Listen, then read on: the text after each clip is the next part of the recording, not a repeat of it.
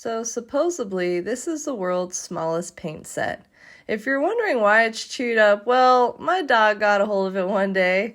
But since I used a mini paint set for this, I figured I should also use a tiny canvas and easel. I've had this paint set for 12 years now, and this is the first time I'm actually using it.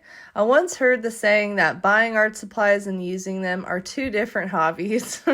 Anyways, today I'm excited to share my first attempt at painting a Bob Ross masterpiece. Like many others, I've always loved watching Bob Ross videos.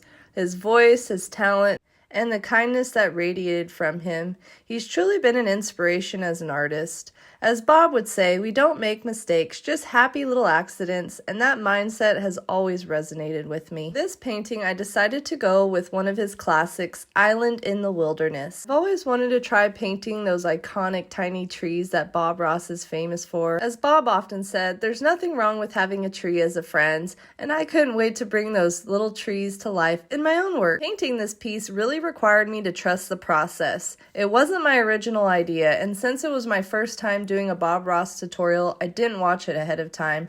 That meant I had to fully immerse myself in the moment and let the painting unfold naturally. Often reminded us that in painting, you have unlimited power. You have the ability to move mountains. You can bend rivers. And that's what I kept in mind as I worked through this piece. As I followed along with the tutorial, I realized how effortlessly Bob made everything look, but in reality, it takes so much more precision and patience. The water, for instance, was challenging, but it was incredibly rewarding to see it come together. And those trees, Bob once said, just let your imagination go. You can create all kinds of beautiful effects, just that easy. And that's what I tried to channel as I painted this. It felt really good to finally try a Bob Ross painting. I really enjoyed listening to his calm voice. He was so good at guiding you through the process with clear instructions. If you're thinking about doing one of his paintings, I would suggest pulling up the finished piece to use as a reference while you paint along with him. It made it a lot easier for me once I figured out to do that. Painting with Bob Ross's guidance was more than just a learning experience. It was a reminder to slow down and appreciate the process. Talent is a pursued interest, Bob used to say, and this experience definitely pushed me to pursue new techniques and ideas. I really enjoyed painting along with Bob Ross so much that I plan on painting more of his pieces with the goal of doing one new painting a month. There's something peaceful about painting, and I think that's what Bob wanted to share with the world. It's about finding that happy place on the canvas and in yourself. Now, as for challenges, I think the most challenging part of painting this piece with this mini paint set was using that little paintbrush. It was seriously the worst paintbrush I've ever used in my whole life. Like I mentioned, this was my first time using this paint set, and it's probably going to be the first and last time I'm actually going to be able to use this paintbrush to paint anything with it because it got pretty hammered after I used it for this one painting. The bristles were frayed and not looking too good after I used it for this piece. I think for my next Bob Ross painting, I'm just going to use some nice paint and a nice paintbrush, and I'm kind of curious to see how that experience will be compared to using this mini set. But anyways, while I have you here, I thought we could talk about a little rumor that's been going around about Bob Ross.